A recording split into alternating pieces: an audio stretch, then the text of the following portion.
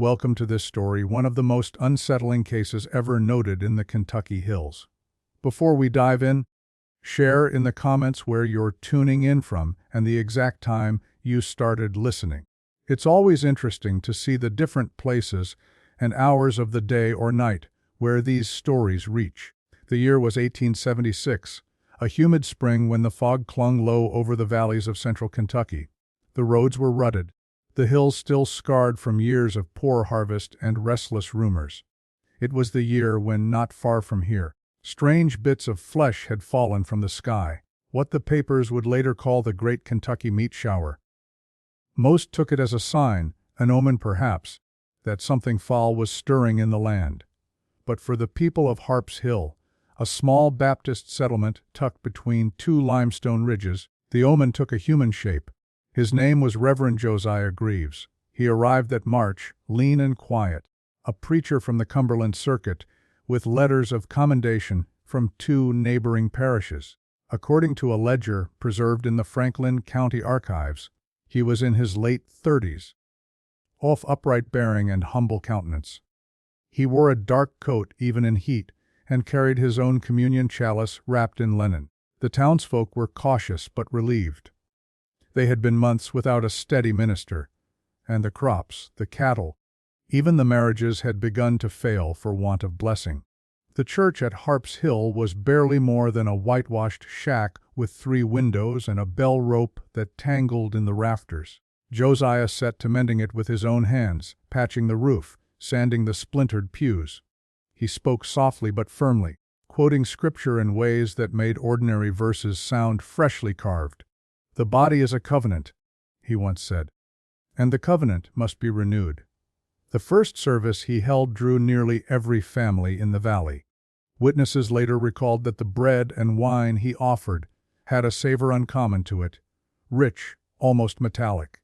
None thought much of it then. It had been a long winter, anything warm and strange felt holy. Weeks passed, the congregation grew.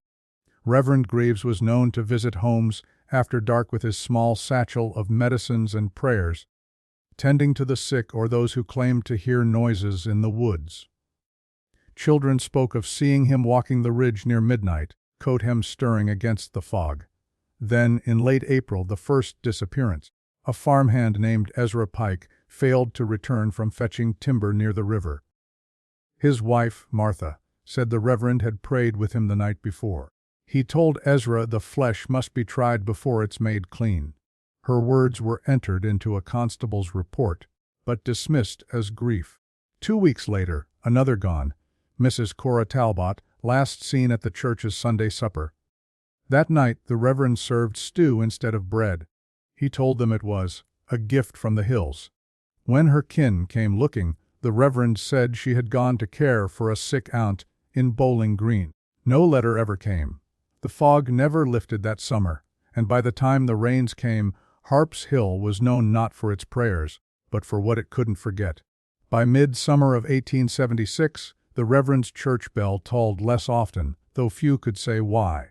The congregation had thinned, not by lack of faith, but by quiet unease. Families still came, but they ate little at the suppers, and those who did would sometimes wake with fever or nightmares.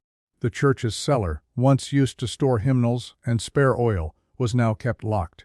Reverend Greaves alone held the key. A blacksmith named Abel Horn was among the first to speak openly. In an affidavit dated August 3rd, he recalled a Sunday morning when the Reverend's hands trembled during the sacrament. His palms was red as if scalded. Abel told the county constable, and when he raised the chalice, "I seen the cup was near black inside."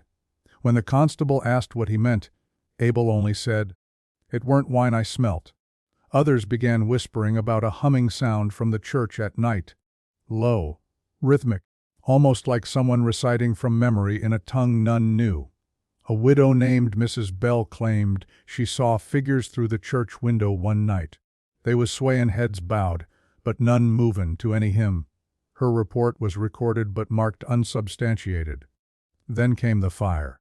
Not the church, that would come later, but a shed behind the parsonage. It burned in the small hours, casting smoke across the hollow. Neighbors ran with buckets and rags, but the Reverend only watched from his porch, his face pale in the glow. The sheriff's deputy found bones among the ash, small enough to be animal, or not. They were sent to the county coroner in Frankfort, but the coroner's notes vanished before filing. It was during that same season that talk of the meat falling from heaven returned. The Bath County Outlook ran a column reminding readers of the strange incident earlier that spring, the so-called Kentucky meat shower. Locals in Harps Hill began comparing the two meat from the sky and a preacher who served it. One farmer wrote in his diary, "If the Lord sends us flesh, I pray it ain't through him." Still, there were those who defended Graves. Miss Eliza Cray, the schoolteacher, said he'd brought her food when she was near starving. He spoke kindly, she testified years later. Said the Lord's table is wider than any man knows.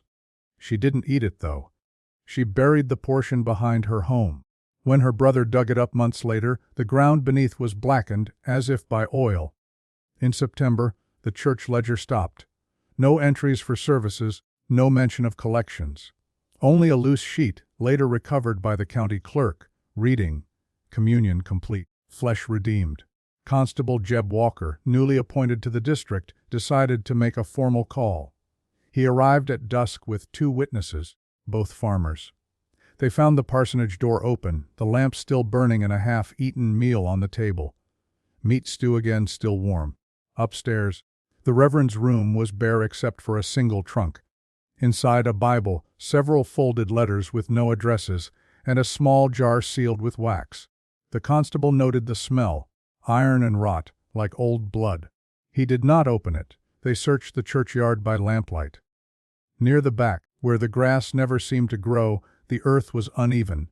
Shallow rises, about 7 in number. The men said nothing then, but when the rain came 2 days later, the soil loosened, and by dawn something pale had surfaced. The constable returned with a shovel. And that's when the real records began, though most would later disappear, burned, or borrowed by men who signed false names. When Constable Walker lifted the first clump of loosened soil behind the church, he found what at first looked like an animal limb, pale, narrow, jointed. But when he brushed away the mud, the unmistakable curve of a human finger emerged, the nail still intact. He dropped his spade. The two farmers behind him refused to go further. By noon, a half-dozen men from the settlement had gathered, drawn by rumor or conscience. They worked in silence, save for the sound of shovels striking roots and stones. When the first grave was fully opened, it revealed not a coffin but a bundle, linen-wrapped, tied with twine, and marked by what appeared to be verses from Corinthians written in red ink. Inside were bones, arranged with care. The skull was missing. Walker halted the dig after the second grave. The pattern was the same: cloth, bones, scripture, but no head. He ordered the site sealed until the county marshal could be summoned from Frankfort. His notes, later entered into record as Report 6A, Harps Hill Inquiry, mentioned that the air around the graves carried a faint sweetness, as of spoiled fruit. That evening, the Reverend Josiah Greaves was nowhere to be found. The parsonage was empty, his horse gone.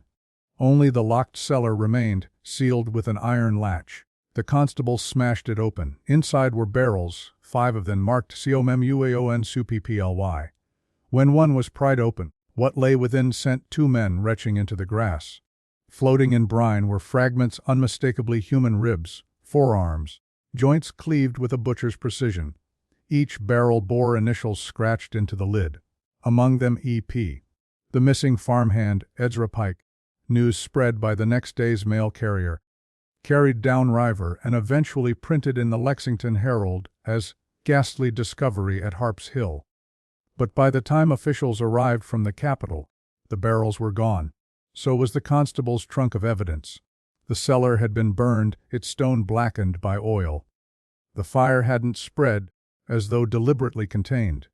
In a statement given weeks later, a laborer named Jotham Clee swore he'd seen the Reverend on the South Road the morning after the discovery, riding hard toward the forest, coat flapping like wings. When questioned how he could be sure it was Greaves, Clee said, "Because he turned and tipped his hat." Said, The body is not lost, only moved. The marshals' investigation lasted through autumn. They combed the nearby hollows, the river bends, even old mine shafts. Nothing. Only once did they find trace a campsite near a dry creek bed containing a blackened pot, a folded stole, and what looked to be a sermon draft written on birch bark. Its final line read, "Feed them till they know the covenant." By December, the matter had become both spectacle and shame. Some claimed the graves were a misunderstanding, relics of old burials, perhaps from the cholera years. Others whispered the meat in the barrels had been deer or hog. But those who had seen the cellar never returned to church again. In January of 1877, the county clerk received an unsigned letter postmarked from Tennessee. It contained only a short message. The feast was not mine alone. No handwriting match was ever found. And as the winter deepened, a strange quiet settled over the hills. The congregation dissolved. The church stood empty, its bell rope frayed and frozen to the rafter. The next spring, when the thaw came, travelers passing the ridge said the earth behind the chapel glistened red after rain, like something beneath it still trying to breathe. By the spring of 1877, Harp's Hill had all but emptied. Only a handful of families remained, and most spoke little of the preacher or his vanished flock. The church, stripped of its pews and windows by scavengers, stood like a shell, pale against the green of new growth, its bell long since stolen for scrap. Children dared each other to step across its threshold, though few managed more than a glance inside. The scent, even a year later, lingered copper and mildew. County records from that spring show a man named Dr. Amos L. Trumbull assigned to examine the remains exhumed from the graves. Trumbull was a physician recently returned from the war, having served as a field surgeon under the Union flag. His notes, later archived at the Kentucky Historical Society, are spare and clinical. Bone structure human adult. Evidence of joint disarticulation by tool, not decay. Signs of immersion or preservation. No clear cause of death. Trumbull made one remark that drew attention at the time. He compared the case's mystery to that peculiar meat fall reported last year in Bath County. Referring to the now infamous Kentucky meat shower, he wrote that both incidents share an unnatural intimacy between flesh and faith, the first falling unbidden from heaven, the second offered deliberately from the altar. It was the only public acknowledgment connecting the two events, and it earned him ridicule from his peers. Within months, Trumbull withdrew from public service, citing nervous fatigue. That summer brought storms, and with them, the final undoing of Harp's Hill. Lightning struck the abandoned parsonage one night in June, setting the roof ablaze. By morning, all that remained were 2 stone chimneys and the cellar foundation, charred but intact. A passing surveyor claimed he saw words etched into one of the stones, "Body and blood complete." The statement was never verified. By the time officials returned, the stone had collapsed. Local folklore began to grow from the ashes. Travelers spoke of a pale rider, seen near the ridge on misty evenings, often mistaken for a vagrant until one looked twice, then found no one there at all. A male clerk in neighboring Estill County swore a man calling himself Brother J.G. had come to his window late one night, requesting delivery of 3 sealed crates to the mission fields. The address was illegible, and the clerk, uneasy, refused. He later told authorities the man's eyes looked not at me, but through me. By autumn, the official investigation had collapsed. Funding withdrawn, witnesses dead or missing, records misplaced. Only Constable Walker persisted, carrying his original notes in a satchel that never left his side. According to a letter written by his widow years later, he'd grown haunted by the memory of those shallow graves. He'd wake shouting of hands reaching up through the soil, she wrote, and say the Reverend's voice was still in his ear. In 1879, 2 years after the discovery, Walker vanished during a patrol near the old church site. His horse was found grazing by the road, saddle intact, reins dragging in the mud. A single glove lay nearby, stiff with what the report called a dark residue. The search that followed found nothing else. By the early 1880s, Harp's Hill had faded from county maps altogether. New surveyors called it Harper's Hollow by mistake, erasing the name as if to wash away the memory. But the old road remained, curling through the trees toward where the church once stood. Locals warned travelers not to stop there after dusk. The ground hums, they'd say. And if you listen too long, you start to hear preaching. The decade turned, and the story of Harp's Hill sank beneath layers of dust and disbelief. By 1883, only the most curious travelers or newspaper men came seeking what little trace remained. Among them was a correspondent for the Louisville Courier-Journal, one Henry Stillwater, who had heard whispers of the preacher who served his flock their own. His report, dated June 2 of that year, survives only in fragments, but one line was later copied into a county digest. If ghosts have weight, these hills are heavy with them. Stillwater spent 3 days in the hollow, staying at the home of a farmer named Grady Luff. In his notebook, preserved by Luff's descendants, he recorded that the site of the old church still bore signs of human activity. Footprints around the cellar, fresh candle stubs, and a newly erected wooden cross, carved roughly from pine. On the cross, painted in drying blood, were the words, "I am still thy shepherd." When Stillwater asked around, he found that several residents of nearby farmsteads had received anonymous letters the previous winter. Each was signed J.G. and written in a steady hand, offering supper and salvation to those weary of hollow hunger. One family, the Kellers, admitted attending such a gathering, though they claimed it took place in the forest, not in any house. They described a man preaching beneath a makeshift canopy of branches, his voice muffled as though he spoke through cloth. He told us, Mrs. Keller recalled, that the covenant was renewed and that the body had been found clean again. She refused to say what they ate that night. Stillwater's notes end abruptly. He was last seen leaving for Frankfort with a bundle of sketches, intending to consult the state archives about the Reverend's former circuit. He never arrived. Weeks later, a wagoner discovered his horse wandering near the Licking River ford, Rian's Cut. His satchel was found snagged in reeds. Inside damp pages, water-stained and illegible except for one faint phrase written across the back of a sermon leaflet. Same hymn, different flesh. By now, officials treated the case more as folklore than record, yet a few surviving lawmen still spoke of the matter in private correspondence. One such letter, dated 1884 and addressed to the governor's office, came from a deputy named Horace Munn. He reported sightings of traveling minister preaching temperance under assumed names, moving southward through Tennessee and into Georgia. Each town he leaves, Munn wrote, loses 1 or 2 souls that no one much misses until they're gone. The description, a tall man in dark coat, left hand slightly stiff, traveling with a small wooden crate, matched that of Reverend Graves. In the same year, a church in northern Alabama reported receiving a stranger who called himself Brother Isaiah. He offered to lead communion using preserved sacrament from the old country. Several congregants fell ill afterward, though none fatally. The church ledger recorded his final sermon text, "The Lord's flesh is sufficient."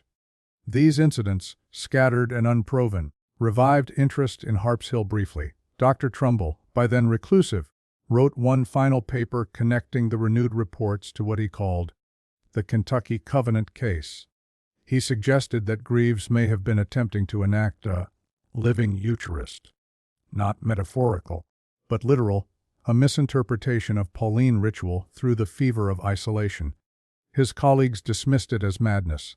Still, his conclusion was chillings. If the Reverend lives, he has turned faith into a larder, and the hills his pantry. By the mid-1880s, new settlers cleared the remaining ruins. Yet they claimed that every spring, wild dogs gathered near the site and howled toward the ridge at midnight, as if awaiting a call that never came. In 1886, a young seminarian from Lexington named Thomas Yeats undertook what he called a spiritual geography of the Bluegrass region, a survey of forgotten parishes and lost ministries. His journal, now kept in a private collection, contains a brief but unsettling entry dated August 14th, rode through what the locals call Harp's Hollow. No church remains, only stone footings and the scent of ash when soil is turned. Old woman near the creek said a preacher once buried his flock in these hills. I asked if they'd found him. She spat and said, "You don't find a man like that. He finds you." Yates spent that night camped near the ridge and recorded hearing faint singing. Man's voice, deliberate, measured, repeating the Lord's Prayer but missing every other line. When he woke, his horse was gone and his compass needle spun without settling. He walked until he found the road again, but he never returned to that valley. Around that same time, the Christian Recorder published a curious letter from an anonymous missionary traveling in the southern counties. The writer described encountering a gaunt man of godly speech who claimed to be a servant of the covenant broken at Harp's Hill. He carried a small wooden chest, said to contain relics of the sacrament. The missionary declined to open it, but noted that the man's hands bore deep, symmetrical scars, as though once bound and burned. The name Harp's Hill was fading from maps, yet the phrase lingered in Kentucky's rural lore like a bad hymn that no one remembered learning. It came to mean something more than a place, a warning. Farmers said that if a stranger came offering food before prayer, you turned him away. Mothers warned children not to eat anything given in God's name, but not in God's house. By 1888, letters began surfacing in church archives across 3 states, Kentucky, Tennessee, and Alabama, all written in the same steady script, each ending with the phrase, "Communion is open." The handwriting, when compared against the surviving parish records of Reverend Josiah Graves, matched exactly. Some believed it proof he still lived, others called it forgery. Yet every church that received one of those letters reported the same thing within weeks: missing livestock and once a missing deacon. In late 1889, Dr. Amos Trumbull reappeared briefly in public correspondence, replying to a theological inquiry from a professor at Centre College. His letter, preserved in their archives, reads like a confession. "I have seen the covenant's fruit, and the rot it bears." The man mistook salvation for sustenance, and in that confusion found power. Such blasphemy is not madness, it is hunger. That same winter, a hunter passing through the old Harp's Hill site reported finding a rusted bell half buried in the creek bed, its clapper missing. On the inside of the bell, carved with a knife, were 7 initials, EPCTAHJWMBECRL. The first 2 matched the names of the known missing. The rest no record could match. When the bell was brought to the county seat for safekeeping, it was placed in the basement of the courthouse. Within a week, the clerk reported a foul odor and requested its removal. By the time a deputy went to fetch it, the bell had vanished. The clerk swore he heard it ringing faintly from somewhere beneath the floorboards that night. Though officials dismissed the account as superstition, the courthouse itself burned to the ground 6 months later. No cause was determined. Among the lost archives were every remaining page of the Harp's Hill inquiry. Only Dr. Trumbull's letters survived, and his final note, dated 1890, contained one line that the archivist underlined twice. "When the covenant is fed, it remembers." By 1891, the Harp's Hill affair was considered more ghost story than case file. Yet, in the courthouse ruins of Frankfort, a single charred folder escaped the fire. Preserved by damp, it contained Constable Walker's original notes. The folder was rediscovered by a clerk named Elias Norborn while inventorying salvaged materials. His memorandum, now archived in the state records, opened simply, "Partial transcript Harp's Hill inquiry, recovered 1891. Not to be reissued without clerical review. Norborn's reading of those pages altered his life. Within a month, he resigned and left Kentucky altogether, writing only one letter to a colleague in Louisville. The Reverend's work was not confined to the Hill. It was a pattern, a ministry of erasure. No further correspondence was found. The pages themselves offered few clear answers but many strange consistencies. The constable's handwriting grew more erratic with each entry, his ink blotted, his margins crowded with fragments of scripture. One passage stood out. He said the meal was sanctified by remembrance, that to consume was to commune, not symbolic, but entire. They believed him because hunger makes disciples of us all. A later note described 7 graves, 7 wives, or perhaps 7 lambs, echoing the grim numerology that townsfolk still muttered about. Yet the report's last paragraph ends mid-sentence, the final words reading only, "Who promised they would never hunger again." That same year, several miles west, workers repairing a rail line uncovered a row of buried jars beneath an embankment, each jar sealed with wax, each containing a mixture of brine and bone fragments. A tag on one read, "Second Harvest." The foreman, thinking them medical waste from the war, ordered them reburied without inquiry. A week later, he and 2 laborers were found dead from what the county doctor called violent seizure of the stomach. The cause was attributed to tainted water, but locals whispered otherwise. During this period, renewed mention of the Great Kentucky Meat Shower appeared in regional almanacs as a kind of morbid trivia. But for those few who still remembered Harp's Hill, the connection was not amusing. A schoolmaster from Mount Sterling wrote in his ledger, "We laughed at the meat that fell from heaven, but perhaps it was a warning, flesh before faith." It was the last known reference linking the 2 mysteries in public record.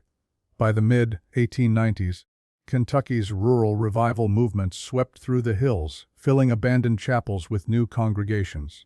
One such preacher, Reverend Silas Rudd, held services not far from the old Harp's Hill site. He wrote of a persistent interference. Someone leaving offerings on his altar overnight, jars of preserved meat, wrapped in linen, always with a small verse from Corinthians. The handwriting was neat and unhurried. Rudd sent word to the county sheriff, but by the time deputies arrived, the jars had vanished. The sheriff's report mentions that one deacon confessed to opening a jar before the authorities came. He said the smell was not of rot, but of sanctity. The report reads, "Arn't afterward he could not be made to eat anything else." The deacon died that winter, his body wasted but face serene, as though in prayer. The church shut its doors soon after. When new settlers arrived years later, they said the walls were lined with a faint film, as if something had seeped outward rather than in. By 1897, nothing remained of the congregation but an unmarked field. Still, travelers who paused along the old ridge road sometimes reported hearing a bell, slow, deliberate, never hurried, even though no structure stood for miles. By the close of the century, the Harp's Hill story had drifted into that gray border between record and rural superstition. A tale swapped at crossroads and taverns, more warning than history. Yet a few who studied the region's darker folklore began treating it as a subject of quiet inquiry. Among them was Professor Emery Lathrop of Transylvania University, a scholar of comparative theology who collected accounts of ritual aberrations across the American South. In 1899, Lathrop visited the remains of Harp's Hill, his field notes, still kept in the university's rare manuscripts collection, describe a landscape eerily preserved, as though the soil itself refused to forget. He found remnants of a foundation, charred brick mixed with animal bone, and beneath a fallen beam, a shard of glass from what he believed to be a communion chalice. Etched faintly upon it, almost erased by time, were the initials J.G. Lathrop's journal is methodical and restrained, at least until the final pages. There his tone changes. "At dusk I perceived a sound from beneath the ridge. It was not wind. It rose and fell like breath, and with it came a sweetness. Not decay, but something nearer to copper and wine. He left before nightfall, taking only the chalice fragment, which he sealed in wax. Within months, his health declined. His final letter to a colleague included one cryptic line, 'The body remembers.' Around that same year, an itinerant peddler named Cal Burdine began selling what he called Covenant Cure tonics at county fairs across Kentucky and Tennessee. The label bore a cross and the words, 'Fed in Faith.' When questioned about its origin, Burdine claimed to have studied under a man of cloth, one who knew the true meaning of communion. A curious newspaper reporter from the Lexington Leader interviewed him in the spring of 1900. Burdine said his mentor had been preacher of the old order, long thought dead, who taught that the body of the faithful could sustain the spirit, if given rightly. The article ran under the headline, "Faith Healer or Cannibal Prophet," and caused a brief stir. But before Burdine could be questioned again, he disappeared from his lodging in Richmond. The sheriff who searched his room found only a trunk containing jars of preserved liquid labeled Second Covenant, the same phrase that had appeared on the buried jars along the rail line a decade earlier. It was around this time that old-timers began calling the Harps Hill ruins the Red Church, though nothing red remained there save the earth after rain. A shepherd from a nearby valley claimed that whenever he passed the place at dusk, his flock would scatter, bleating as though pursued. "It's the smell," he told a traveler in 1901. "Like a storm coming, but sweet, too sweet." The traveler, as it happened, was a reporter from Ohio researching Southern folklore. He noted the story and added, "Locals treat the place as cursed. None will plow there. The few who tried said the ground turned their blades black." By the turn of the century, the last direct witness to the original Harps Hill congregation, a woman named Eliza Cray, was living in a poorhouse outside Frankfort. When interviewed, she was frail, her speech slow but deliberate. Asked about Reverend Graves, she whispered. He said he'd come back when the bread was ready again. Then, after a pause, "You'll know him by the silence that follows prayer." She died the next morning, without sacrament. The nurse who washed her body noted the faint scent of iron on her hands, though she'd eaten nothing in days. The dawn of the new century did little to quiet the echoes of Harps Hill. In 1902, a small mining settlement called Holt's Gap, roughly 20 miles southeast of the old ridge, reported a preacher passing through who bore a striking resemblance to the descriptions of Reverend Greaves. He introduced himself as Brother Sella, conducting open-air sermons on temperance and salvation. The miners, wary and superstitious, welcomed him. He refused payment, asking only that they partake of the Lord's Supper. Once proper fasting had been kept. The supper took place in the unfinished shaft of the mine, where the preacher said the air was as pure as that of Gethsemane. He served a dark broth from a tin kettle, blessing it with verses from Corinthians. Several who drank it fell ill within hours, suffering nausea and fever. The preacher vanished by dawn, leaving his kettle behind. The foreman ordered it thrown into the river. A week later, one of the miners, young Amos Pruitt, began to preach in the very spot where the stranger had stood. Witnesses said he spoke with a calm that was not his own, repeating phrases about the covenant of flesh and forgiveness. The fever took him 2 days later, yet his body showed no rot for weeks. When the undertaker cut him for embalming, he swore the blood smelled of wine. The story traveled fast. Some papers called it the Holt's Gap heresy. Others dismissed it as hill rumor. Yet among those who remembered Harps Hill, the resemblance was unmistakable: the doctrine of communion without symbol, the covenant by flesh. By 1904, rumors of Brother Sella surfaced again, this time near the Tennessee border. He preached in small chapels and abandoned schoolhouses, always briefly, always disappearing after the first service. Each time, he left behind the same phrase scrawled somewhere on the premises: "Feed and be whole." Around this time, Professor Lathrop's former assistant, a man named Charles Ingram, attempted to revisit the Harps Hill ruins to photograph the site for a forthcoming paper. His diary, recovered posthumously, describes arriving in April of that year: "No birds, no wind, only the smell, sweet, heavy, metallic. I set my camera near the foundation. When I developed the plates days later, I found faint shapes between the stones. Not shadows, but forms bent as if kneeling." Ingram never published his paper. He died that summer from what doctors called wasting sickness. His widow wrote to the university, claiming that he would not eat after returning from the hill, saying he had already been fed. Meanwhile, in Frankfort, the state archives received a package with no return address. Inside was a small glass jar filled with dark fluid and a note written in a firm, deliberate hand: "The third harvest begins." The handwriting was again identified as that of Josiah Graves. The archivist who opened it, a man named Gideon Mears, developed severe skin irritation where the liquid had spilled. He destroyed the jar himself and resigned the following week. It was about then that mention of the old Kentucky meat shower surfaced again, this time in a scholarly pamphlet linking the unexplained event to regional hysteria concerning divine sustenance. The author, unaware of the darker connections, remarked that, perhaps the heavens provided what men could not. In the margins of a copy found in the Harps Hill archives decades later, someone had underlined that line and written beside it, or what men should not.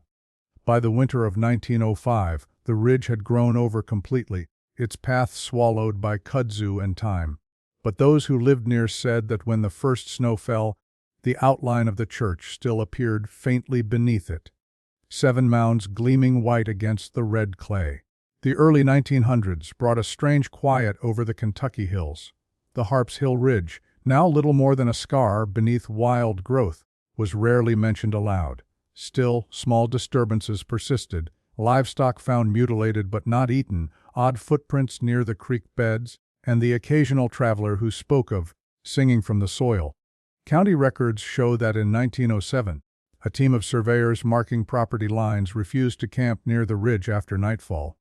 One of them, R.T. Kynes, wrote later that the air grew sweet and thick as syrup around sundown, and that the ground trembled faintly, as though breath moved beneath. It was also in that year that the name Cella appeared once more, this time attached to a church deed filed in a nearby county. The First Covenant of Renewal claimed a congregation of 18 members and listed its founder simply as Minister Cella of the Reformed faith. The location was an abandoned tobacco barn on Mill Creek Road. Within months, all 18 members had vanished.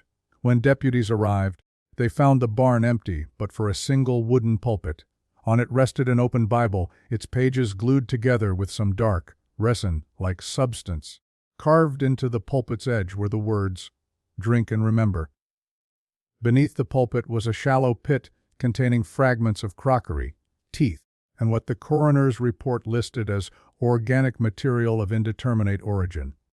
The sheriff at the time, Hugh Denning, gave a statement to the Frankfort Commonwealth newspaper, saying he no evidence of foul play, but would not return to the site. Privately, he wrote in his own ledger that the ground smelled alive. That ledger still survives, its final page stained with something that never quite dried.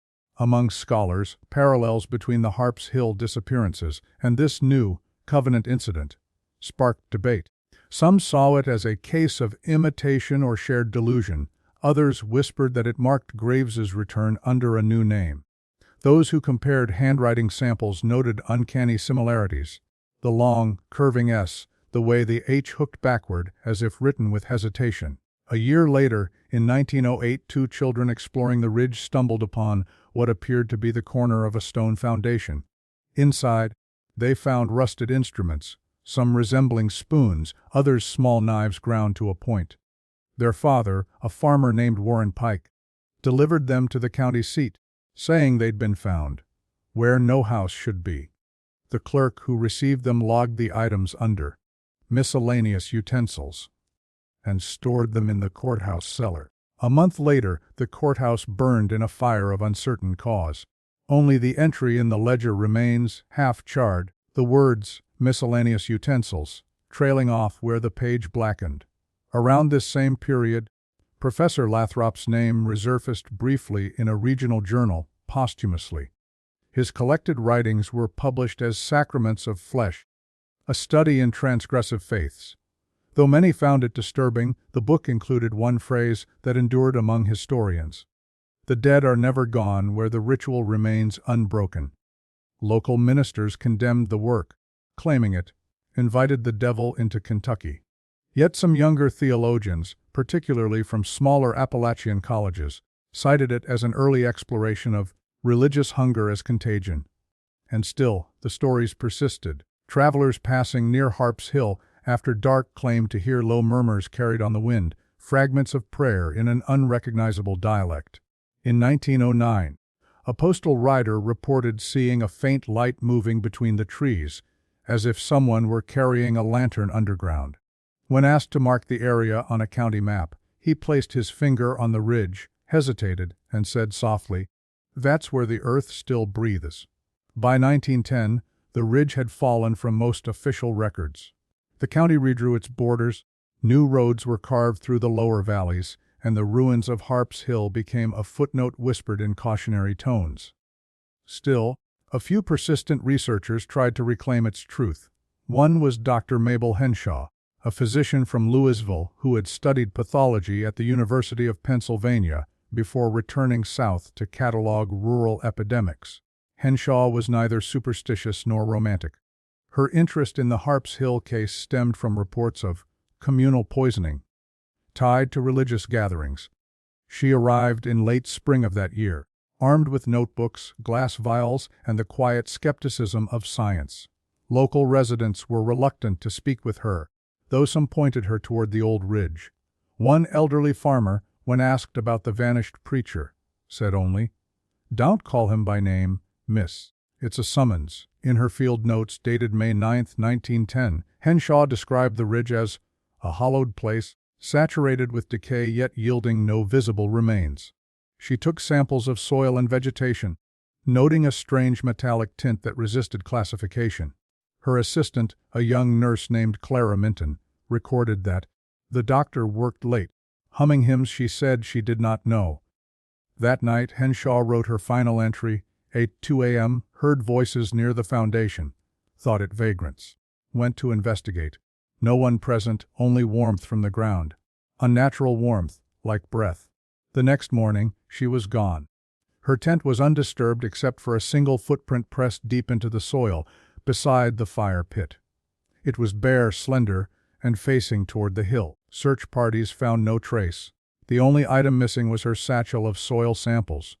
Months later, the empty vials were discovered on the porch of a rural church 40 miles away, each stoppered, each labeled "Body of Christ." The handwriting was unmistakably hers. The disappearance drew brief attention from the Louisville press, who labeled it the Communion Doctor Mystery. But beyond a few speculative editorials linking it to the old Harp's Hill cannibal scandal, the story soon faded. Clara Minton left Kentucky within a year, later writing to a colleague that she still smelled the sweetness in her sleep. By then, the region had begun to experience an odd migration. Families moved away from the ridge, citing spoiled crops and unquiet nights. One survey of 1912 lists an entire stretch of farmland as abandoned, unfit for cultivation. The reason, locals said, was that nothing green stays long in that dirt. Around the same time, a traveling preacher from Missouri, Reverend Amos Deltry, mentioned the case in one of his sermons. "There was once a man," he told his listeners, "who thought to make God visible through his own hand. And for a time he did. But flesh is a poor vessel for revelation." The sermon was transcribed by a journalist and printed in the Lexington Herald. On the margin of the surviving clipping, someone, perhaps a typesetter, perhaps a reader, had written 3 small letters in pencil JG. Even the clergy who remembered the name spoke it softly, as though it carried contagion. A reverend from neighboring Estill County later remarked, "Kentucky has always been haunted, but that hill, it's the only place I've ever known where faith itself went rancid." And still, the documents continued to surface. In 1913, a shipment of books donated to the seminary in Berea included one anonymous manuscript bound in brown leather. Inside was a single, repeated line written in an elegant hand, "Feed my sheep, for they are mine, and I am theirs, until hunger ends." The manuscript found in Berea never entered the seminary library's catalog. Instead, it was quietly handed to a local historian named Reverend Paul Merton, who specialized in Kentucky religious movements. Merton, a mild and meticulous man, initially assumed it was an eccentric devotional text, but after reading several pages, he realized the handwriting matched fragments of a known sermon from Reverend Josiah Greaves. The tone was measured, yet chillingly intimate, less a homily, more a diary of transformation. One entry read, "The bread was too thin, the wine too pale. They did not feel the covenant enter their bones, so I gave them what endured." Another, "When the body is offered in love, it is no longer sin. It is salvation." Merton's notes show he intended to publish his findings in a theological journal under the title, An Inquiry into Flesh Sacrament Practices of the Appalachian Faith. Before he could submit it, however, his residence was broken into. The manuscript was taken, though no money or valuables were disturbed. Merton himself vanished 3 weeks later on a journey to deliver a lecture in Lexington. His horse was found wandering near the old rail line, bridle torn, eyes wide and blood-flecked. That summer, locals reported new disturbances around the ridge.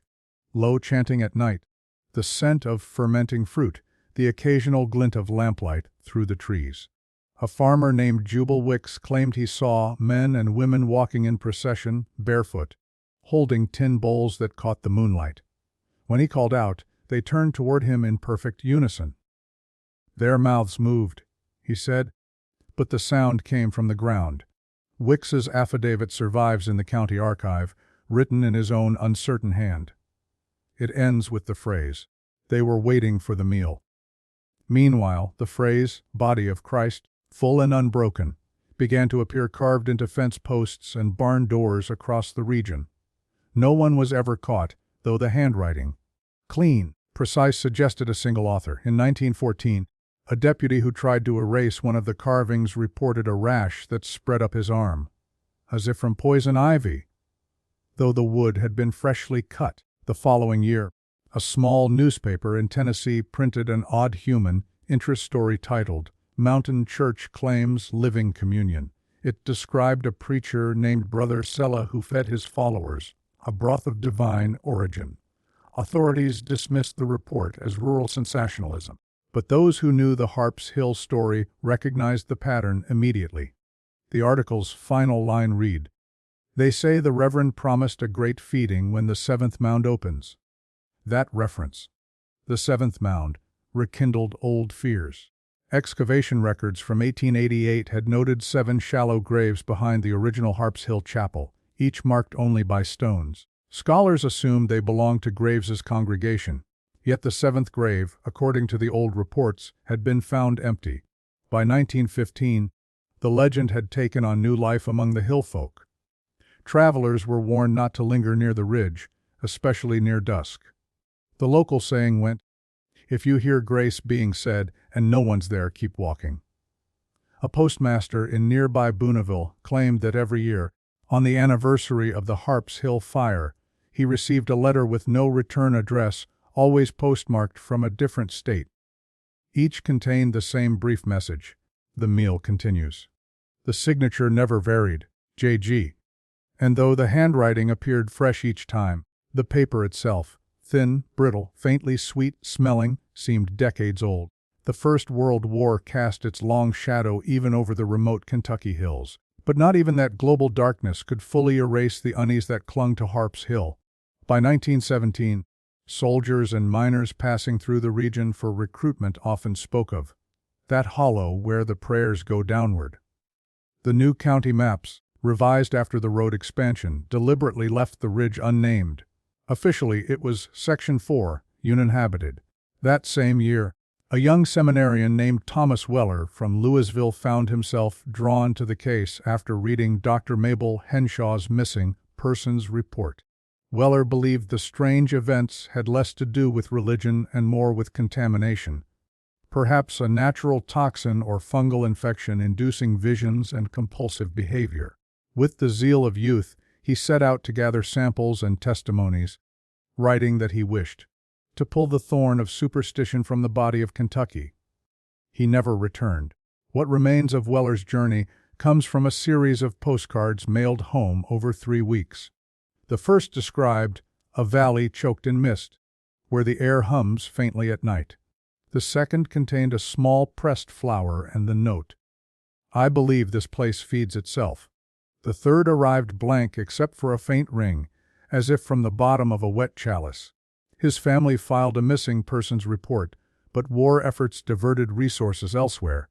The last trace of him came months later, when a train conductor on the Louisville and Nashville line claimed a gaunt man boarded his car near Irvine, clutching a torn Bible. The conductor recalled one phrase muttered over and over. He called it communion, but it was birth. That same winter, residents near the ridge heard explosions like muffled thunder beneath the soil. Some thought it was moonshiners. Others said it was the hills settling at last. But when snow melted in the spring, fresh mounds appeared in the old churchyard. 7 again, though no one had dug there in years. County authorities sent a small team to investigate, led by Marshal Edgar Tynes. His report is brief but chilling. Found depressions consistent with burial, soft soil, animal activity suspected.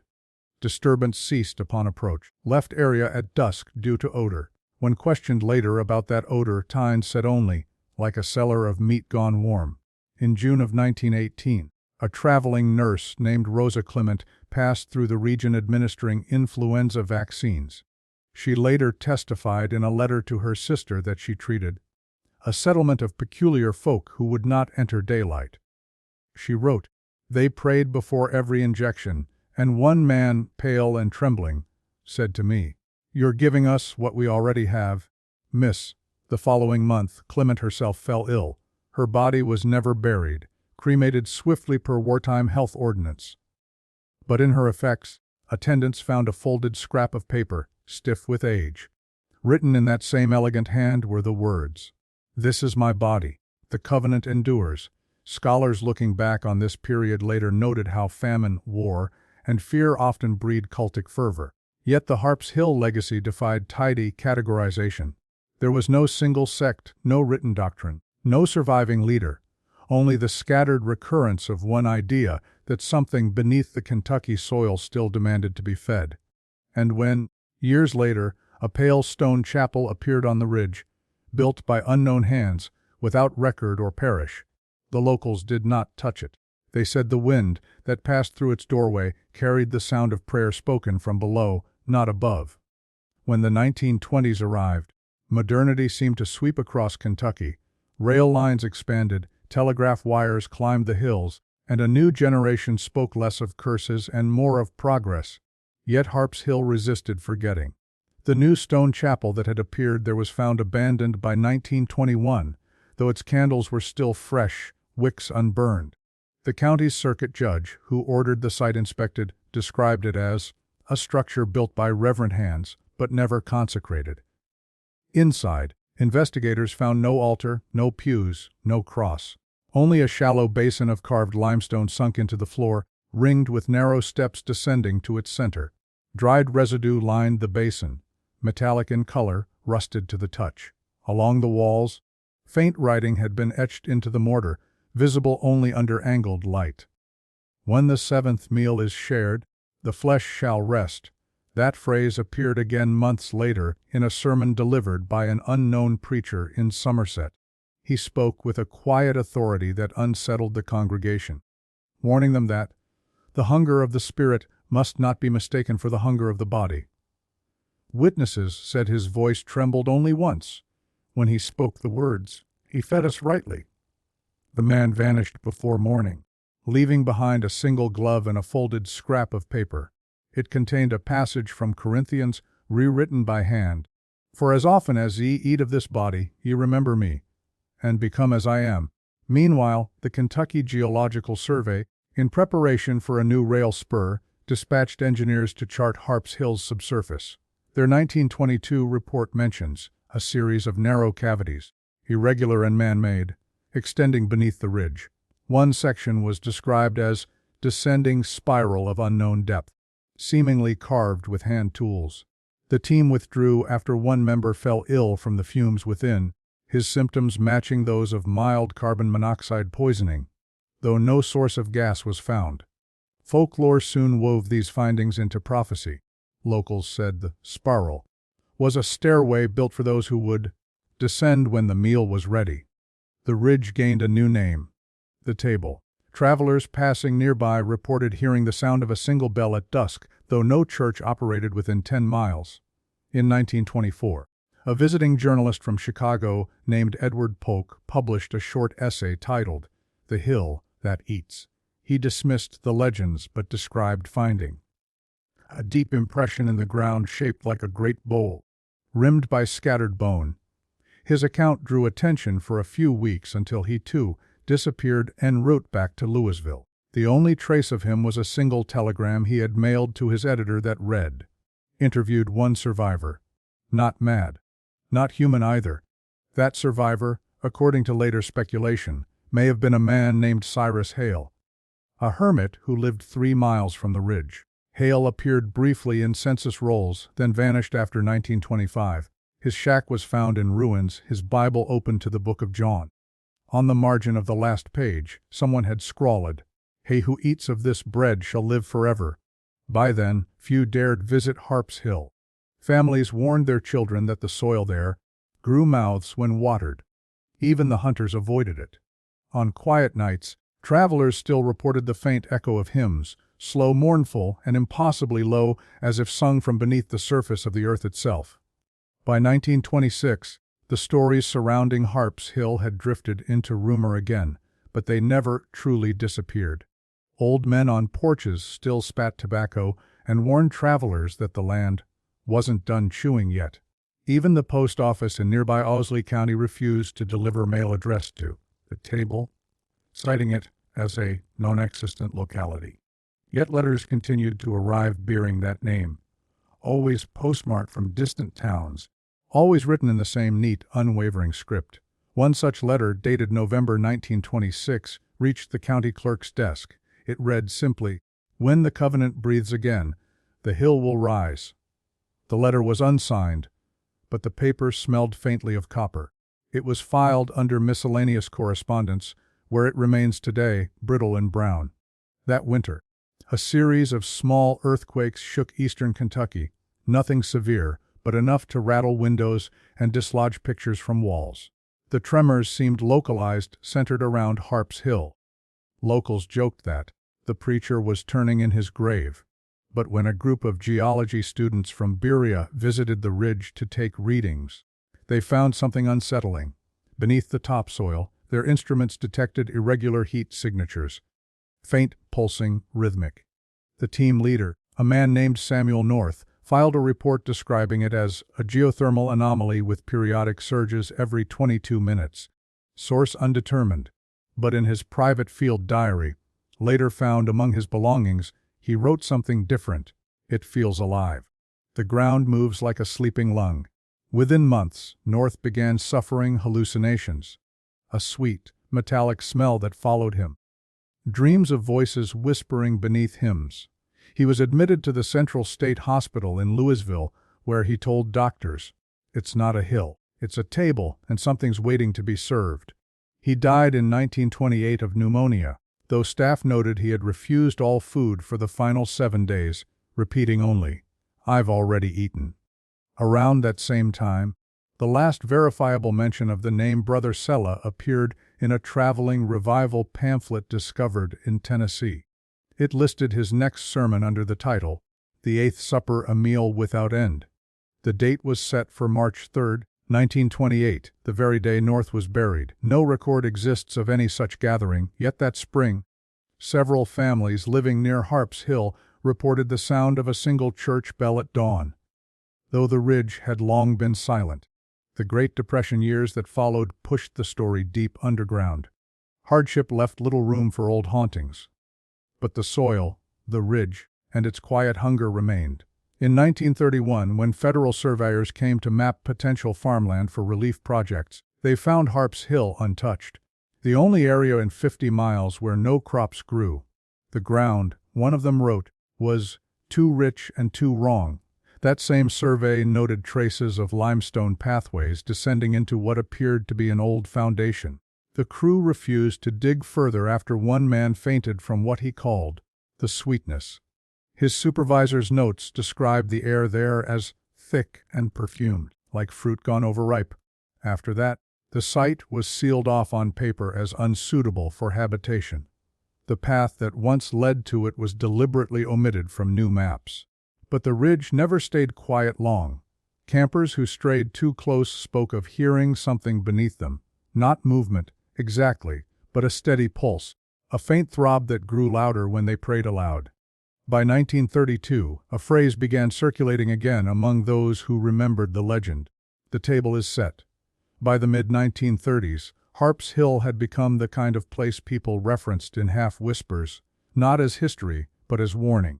Dust Bowl migrants passing through Kentucky told stories of a singing hill that made their animals sick. A WPA folklorist, Margaret Dunn, was assigned to collect such tales for the Federal Writers Project. Her 1936 field report remains one of the last coherent attempts to document the case. Dunn spent 3 nights in the nearby hamlet of Cleesford, interviewing locals about the preacher who fed his flock more than communion. Her notes described them as nervous, unwilling to use names. One woman, identified only as Mrs. H, told her, "He never died proper. He went under, same as a root." Another added, "That hill eats its own shadow." On the 3rd night, Dunn camped near the ridge. In her field diary she wrote, "At 20:40 a.m., the wind ceased entirely. Heard something like breathing from below. Then a single note, low and long. Could have been a bell. Could have been a moan." She fled before dawn, leaving her recording equipment behind. When a local farmer retrieved it weeks later, the wax cylinders were warped, but one preserved fragment of sound survives, a faint humming, followed by a voice murmuring what scholars later agreed were the words, "Feed and remember." Dunn never returned to the site. In later correspondence with the University of Kentucky, she described the ridge as place where prayer turns inward. Her last known letter to a colleague ends abruptly. It waits for witnesses. Around that same year, strange artifacts began appearing in nearby creeks after heavy rain. Fragments of pottery, small glass jars sealed with wax, and once the rusted frame of what appeared to be a communion chalice. The county curator, reluctant to label them officially, cataloged the finds as unverified religious relics, origin uncertain. It was also during this time that Professor Emory Lathrop's old work resurfaced briefly in an academic review of Appalachian mysticism. The reviewer noted that, in his study of flesh sacraments, Lathrop foresaw how faith might linger in soil long after its believers have gone.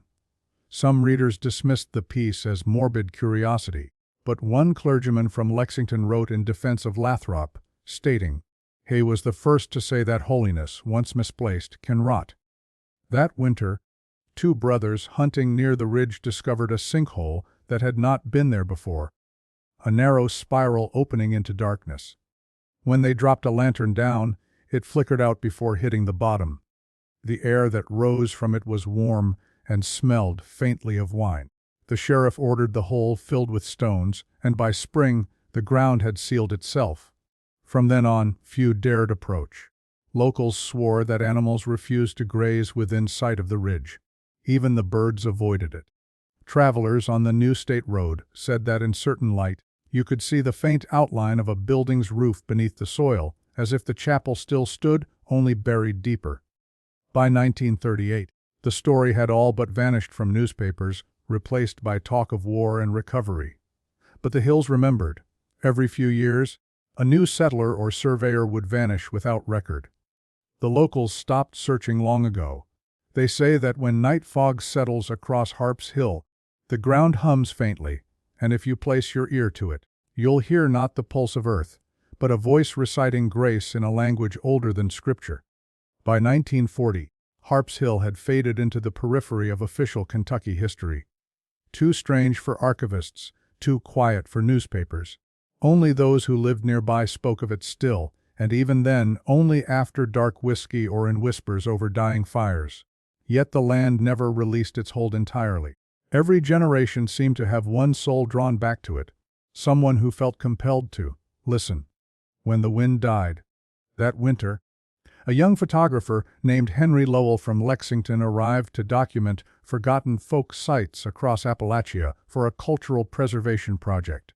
He was an academic by trade, but restless, drawn to rumors. The locals warned him off the ridge, calling it a hungry place, but Lowell went anyway, armed with his box camera and a field journal. His last confirmed photograph, later found undeveloped in his satchel, shows a broad sweep of land under heavy mist, faint impressions of 7 mounds, and the suggestion of a stone structure half buried between them. The exposure time must have been long, because in the image's center there is a faint blur shaped like a figure bending over the ground, though no one else had been present. Lowell's diary ends abruptly 2 days later. The final entry reads, "The silence here moves like tidewater. I believe it remembers sound, then gives it back in whispers." He vanished the following night. The search party found only his tripod and a torn scrap of paper in his coat pocket. Written on it, in a neat hand not his own. He gave them himself, and they were filled. The case reached the Lexington Courier, which printed a short notice: "Photographer lost in Kentucky hills. Locals blame old church curse." The authorities closed the search within a week, citing poor weather. His camera, recovered months later by a trapper, contained one final plate, overexposed except for the faint image of what looked like a table carved in stone. In 1942, as the Second World War deepened, a young soldier passing through the region wrote home about a strange night march. He described bivouacking near an old ridge and hearing hymns, like the ones Mother sang but slower, wrong somehow. The next morning, his unit found that the ground beneath their campfire had sunk several inches, the ashes swallowed whole. That letter, later preserved by his family, ends with the line, "It felt like the earth wanted to eat." During the post-war years, talk of the hill became part of regional folklore, a ghost story told to scare children. But in 1947, a new road survey unearthed something tangible, a fragment of carved stone bearing the words, "In remembrance of me." The stone was embedded too deep to extract fully, its lower edge vanishing into the soil as though it continued downward. The foremen ordered the road rerouted. That same year, a geologist examining the area remarked in an interview that the subsoil of that region seems to pulse faintly when temperature rises. His colleagues dismissed it as faulty instruments. Yet one technician who accompanied him later confessed that, when he pressed his ear to the ground, he heard something faint. Not vibration, not wind, but breathing.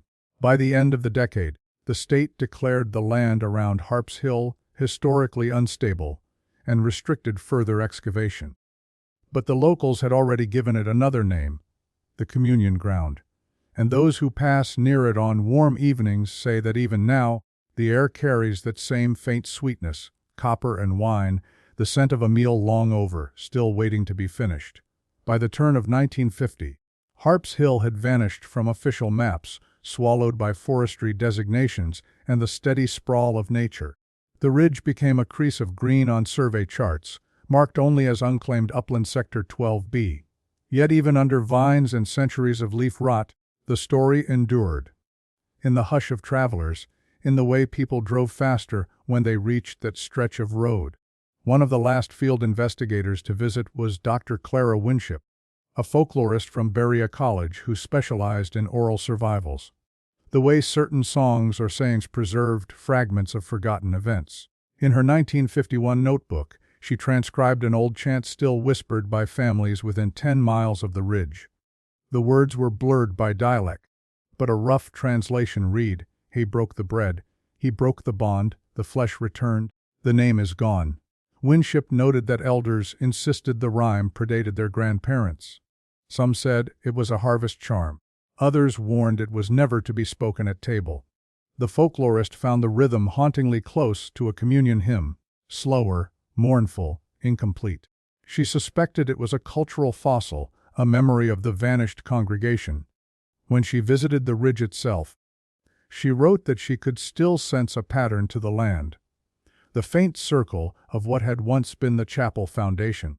The scattered stones like the ribs of something buried and vast.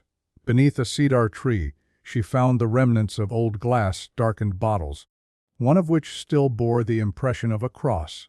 Inside it, sealed tight, was something like sediment, brown, fibrous, and clinging. She turned it over to the county archive, where it was quietly filed under unknown organic sample, "Do not open." That spring, a small brush fire swept across the area. It burned quickly, unnaturally clean. When it reached the slope where the graves once lay, witnesses said the flames folded inward, as though consumed by something colder than air. Afterward, no trace of the chapel stones remained. It was as if the earth had exhaled, then closed. Later that year, a miner passing through the region told of seeing a man in black standing at the ridge line at dusk, holding what looked like a chalice. The figure never moved, even when the miner called out. The next morning no footprints were found in the dew. Some dismissed it as drink or exhaustion. Others whispered it was him, the preacher, standing watch over the meal he could never finish. The last official mention of Harp's Hill appears in a 1954 geological bulletin, which notes that the ground composition in the region suggests past human disturbance consistent with early rural construction and collapse. Nothing more. The land was left to itself. And yet, in the still hours before dawn, truckers on the old road have claimed that their radios catch a brief, low frequency, not static, not music, but the measured cadence of a voice reciting lines from Scripture. Always the same words: take, eat, this is my body. No one has ever recorded it clearly. Those who try say the tape always erases itself by morning. So the case remains, not closed, not solved, but waiting. The preacher's name long lost, his congregation dust beneath the soil. What happened in those Kentucky hills has become less a story than a pulse, faint but unending, beneath the roots and rocks. Even now, travelers who stop too long near that ridge speak of a strange taste in the air, metallic, faintly sweet, and a feeling that somewhere nearby, an unseen table is still set, and someone patient and hollow-eyed waits for the next prayer to begin.